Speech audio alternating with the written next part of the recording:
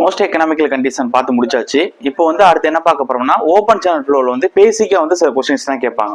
அதாவது ரெனால்ட்ஸ் நம்பரை வச்சு, ஃப்ரூட் நம்பரை வச்சு, ஸ்டடி ஃப்ளோனா என்ன, அன்ஸ்டடி ஃப்ளோனா என்ன, யூனிஃபார்ம் ஃப்ளோ என்ன, நான் யூனிஃபார்ம் ஃப்ளோனா என்ன, நான் யூனிஃபார்ம் ஃப்ளோவில் இருக்கக்கூடிய கிராஜுவல் வேரிட்டி ஃப்ளோ, ரேபிட்லி வேரிட்டி ஃப்ளோ, அப்போ எந்த மாதிரியான ஓரியன்டதில் நியூமரிக்கல் நம்பர் வச்சு, ஃபார்முலா வச்சு, கான்செப்ட் வச்சு கொஸ்டின் கேட்பாங்க. அதுதான் இந்த கிளாஸஸ்ல பார்க்க போறோம். ஓகே, இப்போ மேக்ஸிமம் மோஸ்ட் எக்கனாமிக்கல் கண்டிஷன்ல ஒரு கொஸ்டின் கவர் ஆயிரும். ஒரு ஓப்பன் சேனல் ஃப்ளோ வந்து மேக்ஸிமம் 2 to 3 கொஸ்டின் கேட்பாங்க. 2 கொஸ்டின் கன்ஃபார்ம் கேட்பாங்க, ஒரு சில நேரம் 3 கொஸ்டின் கேட்பாங்கன்னு சொல்லியிருக்கேன். இப்ப அடுத்ததாவது மோஸ்ட் எக்கனாமிக்கல் கண்டிஷன்ல ஒரு கொஸ்டின் கவர் ஆயிரும்னு சொல்லியாச்சு. மீதி 2 கொஸ்டின் எங்கே கவர் ஆகும் அப்படின்னா மோஸ்ட் எக்கனாமிக்கல் கண்டிஷன்லேயே சில நேரம் வந்து இதுல ஒரு கொஸ்டின் தியரிட்டிக்கலா ஃபார்முலால கேட்டுட்டு ப்ராப்ளத்துல ஒன்று கேட்டாங்க அப்படின்னா இங்கே 2 கவர் ஆயிரும். அடிஷனலா இருக்கக்கூடிய ஒரு கொஸ்டின் இப்ப நடத்த போறதுலேருந்து வரும். ஓகே, இப்ப பார்க்கக்கூடியதான் அதிக நம்பர், நியூமரிக்கல் நம்பர், சின்ன சின்ன ஃபார்முலா கான்செப்ட் ஞாபகம் மாதிரி இருக்கும். ஆனா கதை மாதிரி கேட்டா ரொம்ப ஈஸியா இருக்கும். ஓகே, இப்ப நான் அன்னைக்கே சொன்னேன் ஓப்பன் சேனல் ஃப்ளோனா ஒரு சேனல்ல போகக்கூடிய ஃப்ளோவை பத்தி பேசுறது. அந்த ஃப்ளோ எதனால நடக்கும் அப்படின்னா அட்மாஸ்பியரிக் பிரஷர்னாலையும் கிராவிடேஷனல் போர்ஸ்னால தான் நடக்கும்னு சொல்லியிருக்கேன். அப்ப நார்மலா ஒரு சேனல் இருக்கு அப்படின்னா அது ஒரு கிராஸ் செக்ஷனல் வியூ எப்படி இருக்கும்? ஒரு சேனல் எப்படி இருக்குமா, எப்படி இருக்கு, ஸ்லோப்ல இருக்குன்னு வச்சுக்குவோம். இது எந்த அளவுக்கு ஸ்லோப்ல இருக்குன்னா ஐங்கிற அளவுக்கு ஸ்லோப்ல இருக்கு. இதான் ஸ்லோப். ஓகே, ஐங்கிற ஸ்லோப்ல இருக்குன்னு வச்சுக்கிறேங்க. அதுக்கடுத்து இதுல தான் தண்ணி போயிட்டு இருக்கு, தண்ணியோட மூவ்மெண்ட் இருக்குன்னு வச்சுக்கிறேங்க. ஓகே, இதான் வாட்டரோட சர்ஃபேஸ். ஓகே, இதுதான் வாட்டரோட சர்ஃபேஸ், வாட்டர் சர்ஃபேஸ் வச்சுக்கிறேங்க. ஓகே, இப்ப இதான் நம்மளோட ஸ்லோப் வெட்டு.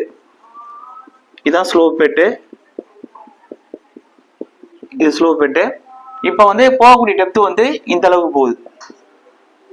டெப்த் இங்கே மோஸ்ட் எக்கனாமிக் கண்டிஷன்ல டீன்னு கொடுத்துருப்பேன். இதே வர இடத்துலனா ஒய்ன்னு எடுத்துக்கிறேன். ஓகே, டெப்த் வந்து இங்க ஒய்ன்னு எடுத்துக்கிறேன், ஒய். இப்ப அடுத்து என்ன அப்படின்னா இப்ப வாட்டர் வந்து இப்படி போகாது, ஸ்மூத்தா போகாது. அதோட தெரியும் உங்களுக்கு, ஃப்ளோ இப்படிதான் இருக்கும், இப்படி போகுதுன்னு வச்சுக்கிறேங்க. அப்ப இதுதான் நம்மளுடைய அந்த இயக்கம், வாட்டரோட இயக்கம், கைனடிக் எனர்ஜி. இதை வந்து நான் என்ன எடுத்துக்கிறேன் அப்படின்னா கைனடிக் எனர்ஜி உங்களுக்கு தெரியும்ல, v²/2g. நான் டெரைவ் பண்ண விரும்பல, சயின்ஸ்லயே படிச்சுட்டு தான் வந்திருப்பீங்க, பிசிக்ஸ்ல. ஓகே, இப்ப உங்களுக்கு நார்மலா வந்து இப்ப இது வந்து என்ன, இந்த இப்ப ஸ்லோப் வந்து இதுல இருந்து இந்த அளவுக்கு கொடுத்துருக்கோம், ஐங்கிற அளவுக்கு ஸ்லோப் கொடுத்துருக்கோம். ஒரு 1:1000, 1200 கொடுத்துருக்கோம்னு வச்சுக்கோங்க. அதாவது 1:1200, அதாவது 1200 மீட்டர் ஹரிசாண்டலுக்கு 1 மீட்டர் வெர்டிகல் வந்து எத்தனை. ஓகே, இதெல்லாம் ஸ்கூல்ல படிச்சிருப்பீங்க. ஓகே, காலேஜ்ல படிச்சிருப்பீங்க, சாரி இன்ஜினியரிங் காலேஜ்ல படிச்சிருப்பீங்க. இப்ப என்ன அப்படின்னா நார்மலா பைப்ல போகக்கூடிய ஃப்ளோவுக்கு நம்ம பெர்னாலிஸ் தியரத்துலன்னா இதை டேட்டம் ஹெட்னு வச்சிருப்பேன், ஞாபகம் இருக்கா? பைப் வந்து நம்மளுடைய சர்ஃபேஸ் வந்து எவ்வளவு தூரத்தில் இருக்கோ அது டேட்டம்னு வச்சிருப்போம். இங்கேயும் இஜெட்னு கொடுக்கலாம், ஏன்னா ஸ்லோ பெட்டிங் இதுக்கு இவ்வளவு டிஃபரன்ஸ் இருக்கு. இப்ப ஏங்கிற பாயிண்ட் இதை வந்து கிராஸ் செக்ஷன் 1 to 1 வச்சுக்கிறோம். இந்த இடத்துல வந்து கிராஸ் செக்ஷன் 2 to 2 வச்சுக்கிட்டோம்னா 1க்கு 2க்கும் ஐங்கிற அளவுக்கு ஸ்லோப் டிஃபரன்ஸ் இருக்கு. அப்ப உங்களுக்கு இது 2க்கும் டேட்டா கட்டி இது எடுத்துக்கலாம். ஆனா நம்ம ரியல் லைஃப்ல போடும்போது வெட்டிட்டு ஒரு சேனல் வெட்டுறோம், மேடான பகுதியிலிருந்து பள்ளத்தை நோக்கி வெட்டிட்டு போறோம் அப்படின்னா இந்த ஸ்லோப் பேட்டை தான் நம்ம என்ன செய்வோம்னா இஜெட்னே கன்சிடர் பண்ணிக்கிறோம். இதை நம்ம இந்த டிஸ்டன்ஸ் கன்சிடர் பண்ணிக்க மாட்டோம். பைப் ஃப்ளோல வந்து பைப்பு எவ்வளவுல இருக்கு, ஹைட்ல இருக்கு நம்மளோட சர்ஃபேஸ்ல இருந்து அப்படிங்கிறத கன்சிடர் பண்ணிக்கிறோம். நம்ம அதுக்குள்ள போக வேணாம். அப்ப நார்மலா வந்து பெர்னாலிஸ்ல நீங்க படிச்சிருப்பீங்க, உங்களுடைய pressure energy, kinetic energy, potential energy, datum energy, இது 3 என்ன அப்படின்னு படிச்சிருப்பீங்க, கான்ஸ்டன்ட் படிச்சிருப்பீங்க. இப்ப இங்க என்ன படிக்கிறோம் அப்படின்னா நம்மளுடைய எனர்ஜி, டோட்டல் எனர்ஜி என்ன, இதுல ஆரம்பிச்சு இது வரை, இதுதான் டோட்டல் எனர்ஜி. ஓகே, இப்ப இந்த டோட்டல் எனர்ஜி எப்படி இருக்குன்னா இந்த டேட்டம் பிளஸ் இந்த டெப்த் பிளஸ் இந்த இயக்கம் v²/2g கைனடிக் எனர்ஜி, இது 3 சார்ந்து இருக்கும். நான் சொல்லிட்டேன் சேனலுக்கு வந்து நம்ம ஸ்லோப் பெட்டை தான் கன்சிடர் பண்ணிக்கிறோம் டேட்டமா அப்படின்னு சொல்லிட்டேன். அப்ப இது என்ன ஆயிரும், டோட்டலா இஜெட்ங்கிறது 0 ஆயிரும். அப்ப இஜெட்ங்கிறது 0 ஆயிருச்சு அப்படின்னா இது கேன்சல் ஆயிரும். மீதி என்ன இருக்கு, y + v²/2g ஆயிரும். இங்க ஒய்ங்கிறது உங்களுக்கு தெரியும் potential energy. Okay, potential energy, v²/2gங்கிறது கைனடிக் எனர்ஜி, ஈகேன்னு போடுறேன். கைனடிக், இது பொட்டன்சியல் எனர்ஜி, இது கைனடிக் எனர்ஜி, இதுதான் டோட்டல் எனர்ஜி.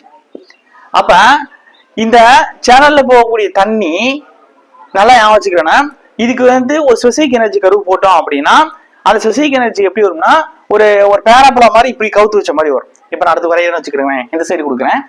இப்ப ஸ்பெசிபிக் எனர்ஜி வச்சு உங்களுக்கு வந்து அதுல என்ன கொடுத்துடலாம்னா அந்த ஃப்ரூட் நம்பர் வேல்யூ வச்சு உங்களுக்கு வேல்யூ கொடுத்துடலாம். அதோட கண்டினியூட்டியா உங்களுக்கு ரெனால்ட்ஸ் நம்பர் சொல்லிடுறேன். ஓகே, இப்ப அந்த ஸ்பெசிபிக் எனர்ஜி கர்வ் பாக்குறதுக்கு முன்னாடி இப்ப ஒரு 4 கண்டிஷன் நம்ம பார்க்க போறோம்.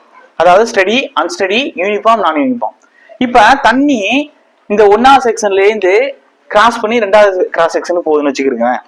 ஓகே, இப்ப மேடான பகுதியில இருந்து பள்ளமான பகுதியை நோக்கி தண்ணி போயிட்டு இருக்கு. இப்ப இங்க போயிட்டு இருக்கும் போது நல்லா கவனிக்கணும், இந்த வாட்டர் இதுல ஃப்ளோ ஆகக்கூடிய இந்த வாட்டர் ஸ்டெடியா இருக்கா, ஒரு நிலையான தன்மையோட போயிட்டு இருக்கா, இல்ல அன்ஸ்டெடியா இருக்கா, இல்ல யூனிஃபார்மா இருக்கா, நான் யூனிஃபார்மா இருக்கா அப்படின்னு ஒரு தியரிட்டிக்கல் கொஸ்டின் கேட்பாங்க. ஃபர்ஸ்ட் ஸ்டெடி ஃப்ளோனா என்ன அப்படின்னா ஒரு பாயிண்ட் எடுத்துக்குவோம். இப்ப 1வது பாயிண்ட் இதை எடுத்துக்கோன்னு வச்சுக்கோங்க. இப்ப வாட்டர் அங்கேருந்து வருது, ஒரு டைம் நோட் பண்றோம். இப்ப டைம் வந்து என்ன போய் நோட் பண்றோம்னா T1 வச்சுக்கிறேன். காலைல வந்து ஒரு 11 AM வச்சுக்கிறேங்க. இந்த 11 AM நோட் பண்றோம்.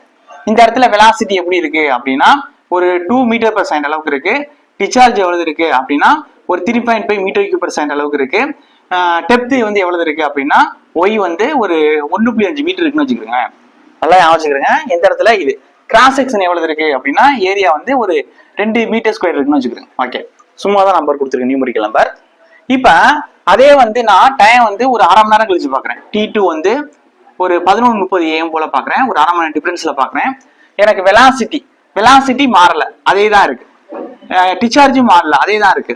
டெப்த்லயும் எந்த ஒரு மாற்றம் இல்ல, என்னோட ஏரியால எந்த ஒரு மாற்றமும் இல்ல. அப்ப இந்த டயத்தை பொறுத்து நான் எடுத்துக்கிட்ட இந்த பாயிண்ட்ல டெப்த்லயோ டிசார்ஜ்லயோ வெலாசிட்டிலயோ கிராஸ் செக்ஷன்லயோ எந்த ஒரு மாற்றமும் ஏற்படல அப்படின்னா அந்த இடத்துல ஃப்ளோ வந்து ஸ்டெடியா போயிட்டு இருக்கு அப்படின்னு அர்த்தம்.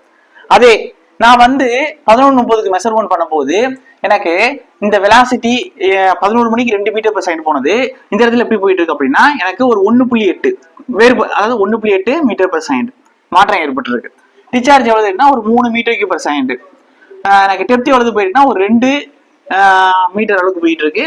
ஏரியா வந்து எனக்கு அதே தான், அதே வாட்டர் வச்சுக்கிறோம். ஓகே, ஏரியால இந்த மாற்றம் இல்லை. ஓகே, அப்ப எனக்கு டிசார்ஜ் வெலாசிட்டி டெப்த்ல எனக்கு என்ன இருக்கு, டயத்தை பொறுத்து மாறுது. 11 மணிக்கு எடுக்கும்போது ஒரு ரீடிங் வேலையும் 11:30க்கு எடுக்கும்போது ஒரு அரை மணி நேரம் டிஃபரன்ஸ்ல வேல்யூ மாற்றம் கிடைக்குது. அப்ப டயத்தை பொறுத்து என்னோட டிசார்ஜ் வெலாசிட்டி டெப்த்ல மாற்றம் இருக்கு அப்படின்னா அந்த ஃப்ளோவா அன்ஸ்டெடி ஃப்ளோன்னு சொல்லுவோம். அப்ப நான் இந்த எக்ஸ்பெரிமெண்டல் பண்றதுக்கு நான் ஒரு பர்டிகுலர் பாயிண்ட் தான் எடுத்துக்கிறேன். அதை எடுத்துக்கிட்டு எதை ரெஃபரன்ஸா வைக்கிறேன்னா நம்ம டயத்தை தான். அந்த டயத்தை பொறுத்து எனக்கு தேவையான டிசார்ஜ் ஆர் வெலாசிட்டி தான் மேஜர். அதுல மாற்றங்கள் எதுவும் ஏற்படுதான்னு பாக்குறேன்.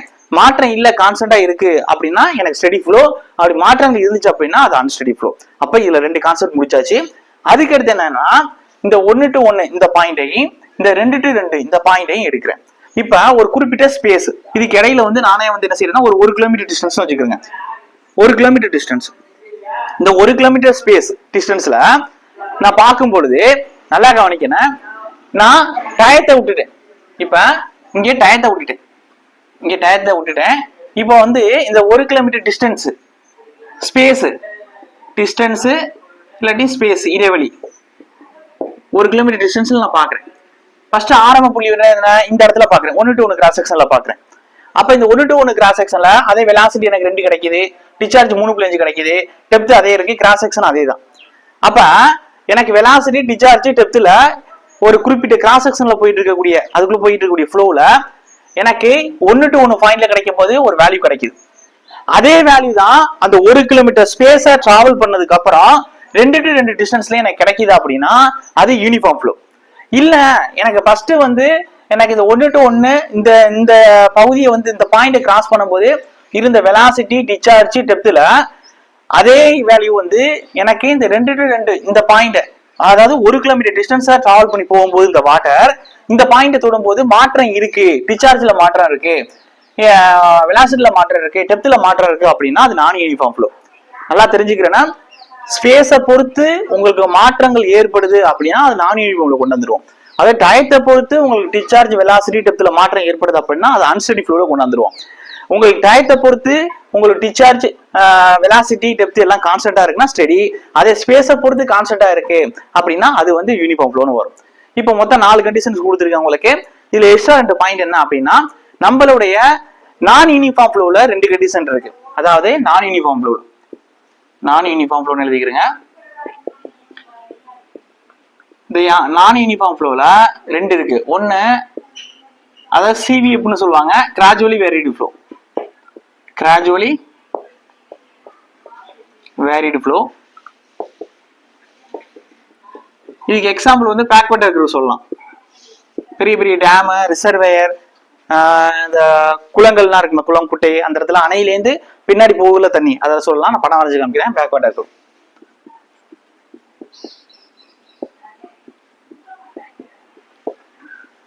அதாவது எப்படி இருக்குன்னா, இப்ப இங்க ஒரு டேம் இருக்குன்னு வச்சுக்கோங்க. எப்படி இருக்கு அப்படின்னா, இல்ல வந்து ஒரு ரிசர்வேயர் இருக்கு, ஒரு அணை இருக்கு, இல்ல ஒரு குளம் இருக்குன்னு வச்சுக்கிறேங்க. தண்ணி பின்னாடி பாத்தீங்கன்னா இப்படி போக போக போக இப்படி குறைஞ்சிட்டு போய்கிட்டே இருக்கும். ஓகேவா? இந்த இடத்துல வந்து அதிகமாகவும் போக போக போக எப்படி இருக்குன்னா அதோட டெப்த் டிஃபரன்ஸ் இருந்துகிட்டே இருக்கும். அப்ப இதுல எக்ஸாம் கேட்கக்கூடிய இந்த கீ பாயிண்ட் என்ன அப்படின்னா, கிராஜுவல் வேரிடு ஃப்ளோ என்னன்னா, அதுல இருக்கு கிராஜுவலி மெதுவாக கொஞ்சம் கொஞ்சமா வேரிங் ஆகும். வேரிடு ஃப்ளோ, ஃப்ளோல வந்து வேரிங் ஆகும்.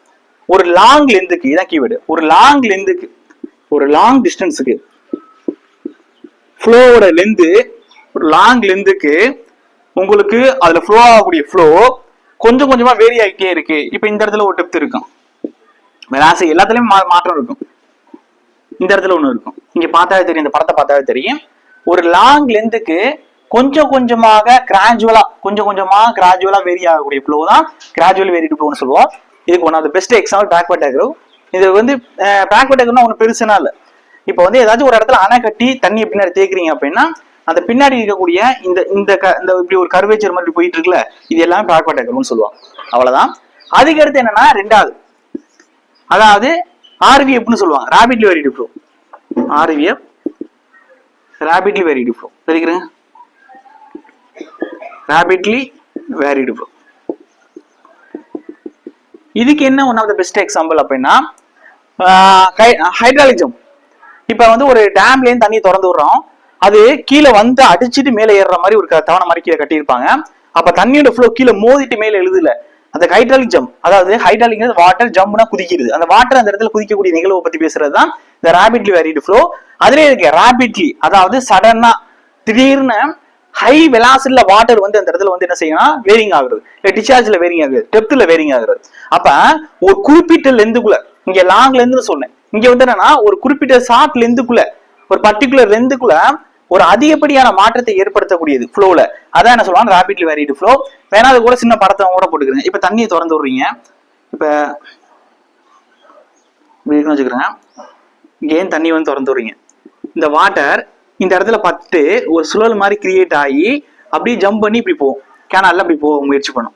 ஓகே, அப்ப இந்த நிகழ்வு இந்த பாட்டம் சர்ஃபேஸ் பர்டிகுலரா நல்லா பேசணும் அப்படின்னா இந்த டவுன் ஸ்ட்ரீம்ல நடக்கக்கூடிய இதுதான் ஹைட்ராலிக் ஜம்ப்னு சொல்லுவோம். ஹைட்ராலிக் ஜம்ப்னு சொல்லுவோம். இதுதான் என்ன சொல்றோம்னா ரேபிட்லி வேரிடு ஃப்ளோ.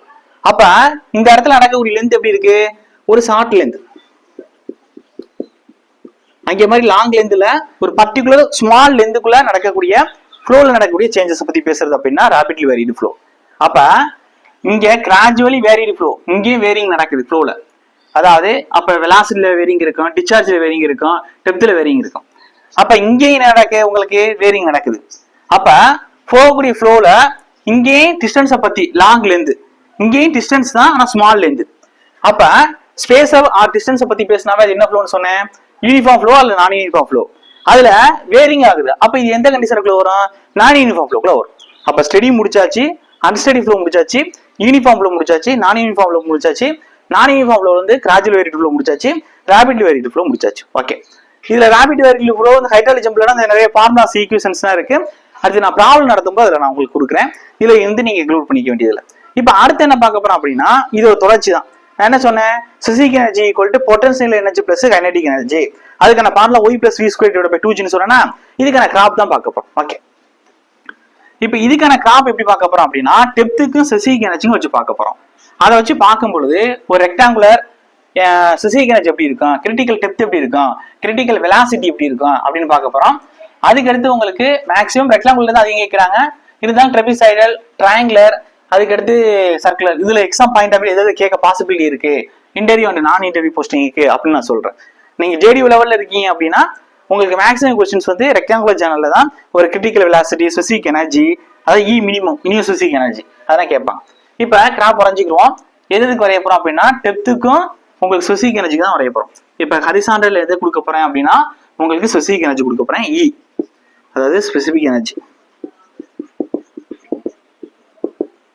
தமிழ்ல வந்து நிகர ஆற்றல்னு சொல்லுவாங்கல்ல. ஓகே, இங்க வந்து என்ன கொடுக்க போறேன்னா ஒய் டெப்த். இப்ப கிராப் வந்து டெப்த் வச்சு போட்டோம்னா இப்படி போயிட்டே இருக்கும், 45 டிகிரில இருக்கும். இதை பத்தி பேச வேணாம், இப்ப ஃபியூச்சர்ல பேசலாம். இப்ப இதான் பத்தி பேச போறோம், இந்த கிராப் பத்தி தான் பேச போறோம். ஓகே, அப்ப நமக்கு ஸ்பெசிபிக் எனர்ஜிக்கும் Q ஸ்கொயர் டிவைடட் பை 2GYன்னு கொடுத்துருப்பாங்க, அதுக்கும் ஒய்க்கும் போட்டிருக்கக்கூடிய கிராப். ஓகே, அதாவது இந்த கிராப்ல உங்களுக்கு டவுட் வரலாம், என்ன சார் இதுக்கு இந்த ஒரு கிராப் போட்டிருக்கீங்க, இங்க ஒரு ஸ்ட்ரெயிட் லைன் போட்டிருக்கீங்க அப்படின்னா இதை பத்தி நான் ஏன் பேச வேணாம்னு சொன்னேன்னா, அதாவது இதுக்குள்ள பெரிய கான்செப்ட் போயிட்டே இருக்கும். உங்களுக்கு இந்த இதை புரிஞ்சுக்கணும், இப்போக்கி ஜஸ்ட் ஒரு ப்ராக்டிக்கலா புரிஞ்சுக்கணுங்கிறதுக்காண்டி ஒரு சொல்றேன். ஸ்பெசிபிக் எனர்ஜி நான் கொடுத்துருக்கேன் தெரியுமா, அதாவது E = Y + V² 2G. இதுல இந்த டெப்த்தை கான்ஸ்டன்டா வச்சுக்கிட்டேன், இந்த டெப்த்துக்கும் ஸ்பெசிபிக் எனர்ஜிக்கும் ஒரு கிராப் போட்டிருக்கேன். ஓகே, இது இந்த டெப்த்துக்கும் ஸ்பெசிபிக் எனர்ஜிக்கும் போட்டிருக்கக்கூடிய கிராப் தான் என்னது அப்படின்னா இந்த கோடு. அதுக்கடுத்து இந்த V² / 2G, அதை வந்து நம்ம இன்னொரு சிம்பிளிஃபை பண்ணலாம். இதை டிசார்ஜ் உள்ளுக்குள்ள அப்ளை பண்ணி Q² / 2GY அப்படிங்கிற அளவுக்கு பண்ணலாம். இந்த V², இந்த இயக்க ஆற்றலுக்கும் இந்த ஸ்பெசிபிக் எனர்ஜிக்கும் உள்ள கிராப் இந்த கிராப். நல்லா இது பண்ணிக்கிறேன், கவனிச்சுக்கிறேன்னா. அதுக்கடுத்து இப்ப நீங்க நல்லா கவனிக்க வேண்டியது என்ன அப்படின்னா, நான் வந்து மினிமம் ஸ்பெசிபிக் எனர்ஜி எங்க இருக்கும் எனக்கு அப்படின்னு கண்டுபிடிக்க போறேன். எனக்கு மினிமம் ஸ்பெசிபிக் எனர்ஜி கண்டுபிடிச்சிட்டா அந்த இடத்துல போகக்கூடிய டெப்த் எனக்கு எப்படி இருக்கும்னா கிரிட்டிக்கல் டெப்தா இருக்கும். அந்த இடத்துல ஃப்ளோ ஆகக்கூடிய டிசார்ஜ் வெலாசிட்டி எப்படி இருக்கும்னா கிரிட்டிக்கல் வெலாசிட்டியா இருக்கும். ஏன்னா எனக்கு மேக்ஸிமம் எக்ஸாம்பிள் கேட்கறாங்க, ஒரு ரெக்டாங்குலர் சேனல்ல ஃப்ளோ ஆகக்கூடிய அந்த வாட்டருக்கு தான் நமக்கு சயின்டிஸ்ட் வந்து ஒரு கிராப் எடுத்து பிளாட் பண்ணியிருப்பாங்க, அதான் கொடுத்துருக்காங்க உங்களுக்கு. இப்ப ஃபர்ஸ்ட் அதை பார்த்துரும். அப்ப எனக்கு மினிமம் ஸ்பெசிபிக் எனர்ஜி எப்படி இருக்கும்னா இந்த இடத்துல இருக்கும். அப்ப எனக்கு இந்த இடத்துல எனக்கு இ மினிமம்ங்கிறது கிடைக்கும், நல்லா கவனிக்கணும். அப்ப இதுதான் இந்த ஜோன் தான் எனக்கு இ மினிமம், அதாவது மினிமம் ஸ்பெசிபிக் எனர்ஜி. அதாவது ஈங்கிறது ஸ்பெசிபிக் எனர்ஜி குறிக்கும், நிகராற்றலை குறிக்கும். எனக்கு மினிமம் ஸ்பெசிபிக் எனர்ஜி இந்த இடத்துல கிடைக்கும். அப்ப இந்த இடத்துல கிடைக்கக்கூடிய இந்த டெப்த்ங்கிறது என்ன எனக்கு அப்படின்னா கிரிட்டிக்கல் டெப்த். அப்ப இந்த இடத்துல போகக்கூடிய திரவத்தோட வெலாசிட்டி எப்படி இருக்கும் அப்படின்னா கிரிட்டிக்கல் வெலாசிட்டி. நல்லா கவனிக்கிறேன், இந்த இடத்துல போகக்கூடிய டெப்த் கிரிட்டிக்கல் டெப்த், அதுல போகக்கூடிய வெலாசிட்டி கிரிட்டிக்கல் வெலாசிட்டி. அப்ப இந்த ஜோன் தான் என்ன அப்படின்னா எனக்கு மினிமம் ஸ்பெசிபிக் எனர்ஜி. ஓகே, இப்ப இந்த மினிமம் ஸ்பெசிபிக் எனர்ஜி இருக்கு தெரியுமா, இந்த மினிமம் ஸ்பெசிபிக் எனர்ஜியை நீங்க ரெஃபரன்ஸா கான்ஸ்டன்டா வச்சிருக்கீங்க. ஓகே, அப்ப இந்த இடத்துல போகக்கூடிய ஃப்ளோ எப்படி இருக்கும், அதுக்கு கீழே போகக்கூடிய ஃப்ளோ எப்படி இருக்கு, மேல போகக்கூடிய ஃப்ளோ எப்படி இருக்கும், அதான் நம்ம பார்க்க போறோம். அதாவது இப்ப ஃப்ரூட் நம்பர்னா வச்சு நான் உள்ளுக்குள்ள கொண்டு வர போறேன், நல்லா பாத்துக்கிறேங்க. அப்ப இந்த மினிமம் ஸ்பெசிபிக் எனர்ஜி கிட்ட உள்ள டெப்த் என்னது கிரிட்டிக்கல் டெப்த்னு சொன்னா, அப்ப அந்த இடத்துல போகக்கூடிய ஃப்ளோ கிரிட்டிக்கல் ஃப்ளோ. அப்ப அதுக்கு கீழே போகக்கூடிய ஃப்ளோனா எப்படி இருக்கும், இதுக்கு கீழே உள்ள இந்த ஃப்ளோனா எப்படி இருக்கும் அப்படின்னா சூப்பர் கிரிட்டிக்கல் மாத்திடக்கூடாது, கிரிட்டிக்கல் ஃப்ளோ. அதே வந்து இந்த கிரிட்டிக்கல் ஃப்ளோக்கு மேல போகக்கூடிய இந்த ஃப்ளோஸ் எல்லாமே எப்படி இருக்கும், இந்த கிராப்ல இது எல்லாமே எப்படி இருக்கும் அப்படின்னா இதெல்லாம் சப்கிரிட்டிக்கல் ஃப்ளோ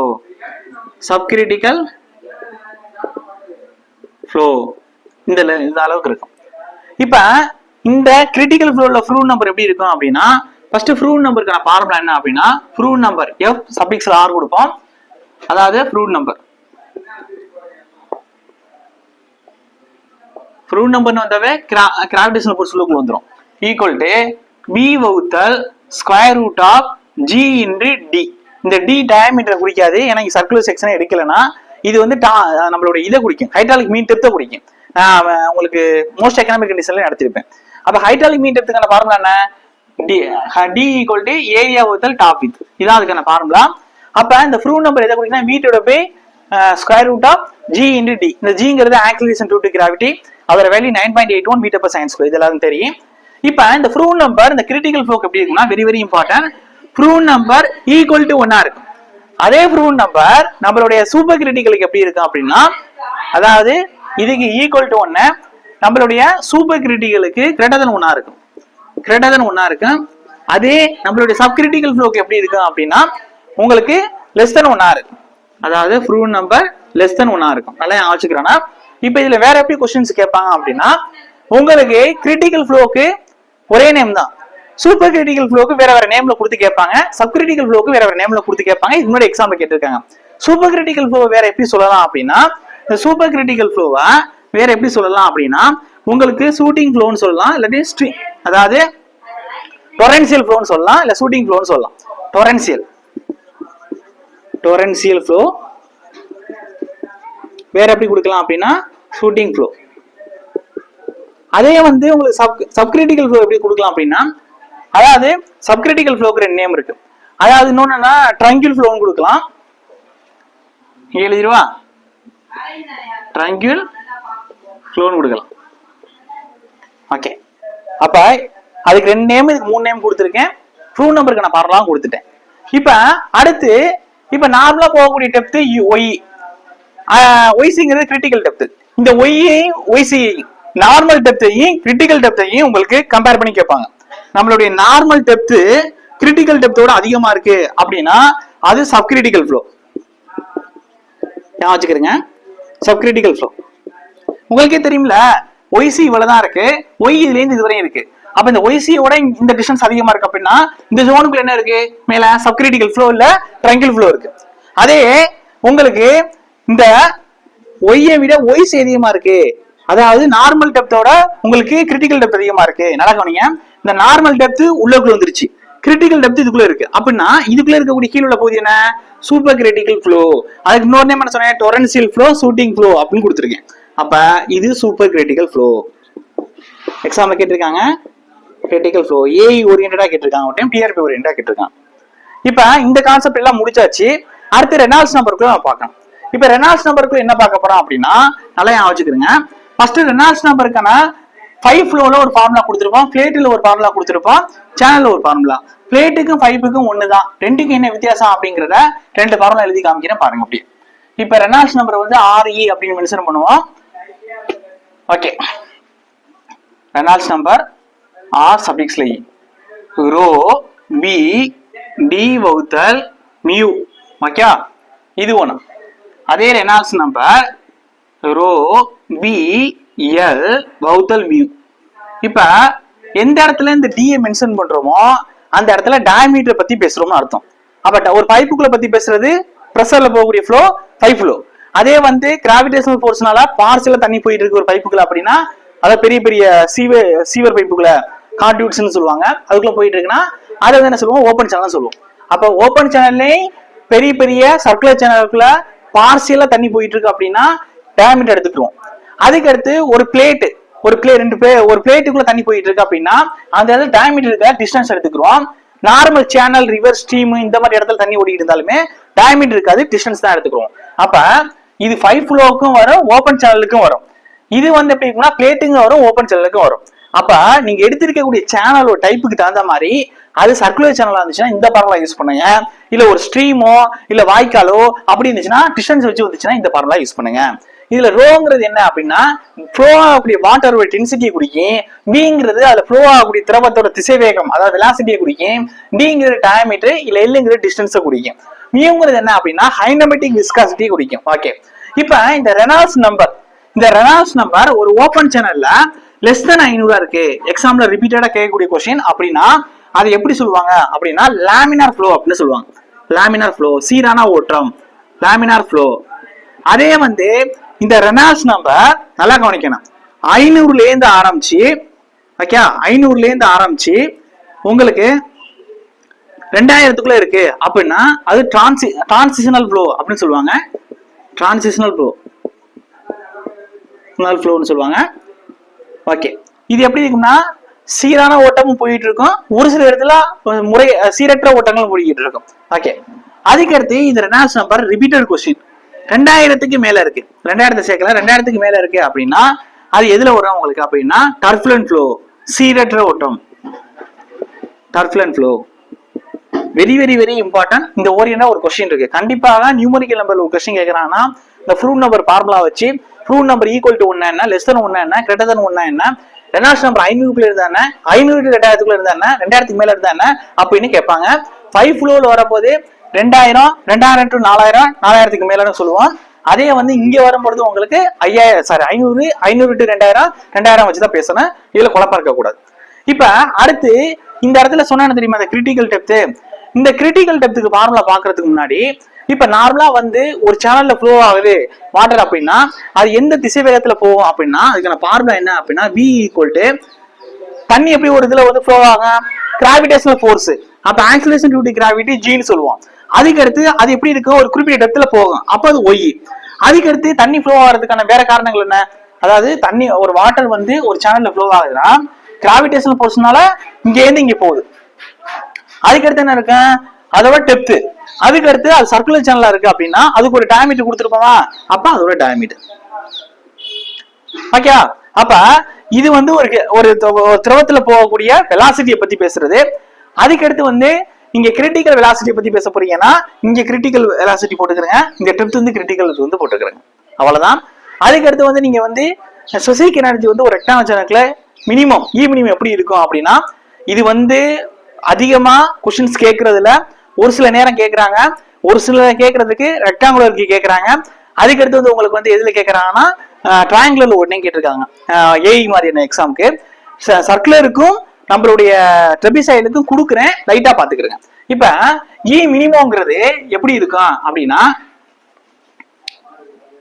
அதாவது மினிமம்ங்கிறது நல்லா கவனிக்கணும். மினிமம்ங்கிறது ஒரு சர்க்குலருக்கு ஒரு ரெக்டாங்குலருக்கு எப்படி இருக்கும்னா 3/2 இன்டு அதோட கிரிட்டிக்கல் டெப்த்.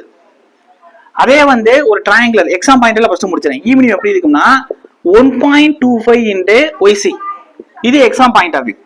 அதே வந்து ட்ரெபிசைடல் இது வந்து ரெக்டாங்குலர், இது வந்து ரெக்டாங்குலர், இது வந்து உங்களுக்கு ட்ரையாங்குலர், இது வந்து ட்ரையாங்குலர். இப்ப நம்ம அடுத்து என்ன பார்க்க போறோம்னா ட்ரெபிசைடல், இது எக்ஸாம் அது கேட்டதுல மினிமம் எப்படி இருக்கும் அப்படின்னா மினிமம் ஈக்குவல் டு அதாவது YC plus A divided by 2 into TC, top width, area of the cross section, critical depth. இது வந்து ட்ரெபிசைடலுக்கு, ட்ரெபிசைடல். இதே வந்து சர்க்குலருக்கு எப்படி இருக்கும் அப்படின்னா மினிமம் அதாவது YC வெளில எடுத்துருங்க, அதாவது உங்களுக்கு எப்படி இருக்கும்னா 1 minus cos theta C critical. இந்த ஆங்கிள் எப்படி எடுத்துக்கிறோம்னா இப்போ ஒரு சர்க்குலர் இருக்குன்னு வச்சுக்கோங்க, இந்த அளவுக்கு போயிட்டு இருக்கும் பார்சியலா, இதுல இதுதான் சென்டர், இப்படி எடுத்துட்டு போம்ல, நல்லா கவனிக்கலாம். ஓகே, அப்ப இந்த எப்படி எடுக்கணும்னா இந்த டீட்டா அப்படி இது ஃபுல்லா டீட்டா, இந்த டீட்டா என்னதுன்னா 360 மைனஸ் 360 டிகிரி மைனஸ் டீட்டா, பாதி எப்படி இருக்கும் அப்படின்னா 180 டிகிரி மைனஸ் டீட்டா அளவு இருக்கும். ரொம்ப காப்பிக்க வேணாம், இந்த டீட்டாவை தான் நம்ம எடுத்திருக்கோம். இந்த டீட்டாவு மேக்சிமம் இந்த ட்ரெபிசைடல்ல மினிமமா இருக்கட்டும், நம்மளுடைய சர்க்குலர் மினிமமா இருக்கட்டும், இதுவரை எக்ஸாம்ல கேட்டது இல்லை. அவங்க கேட்டிருக்கிறது ரெக்டாங்குலர் ரிப்பீட்டடா ஒரு சில டைம் கேட்டிருக்காங்க, ட்ரையாங்குலர் ஒரு டைம் ஏஐ கொஸ்டின் கேட்டிருக்காங்க.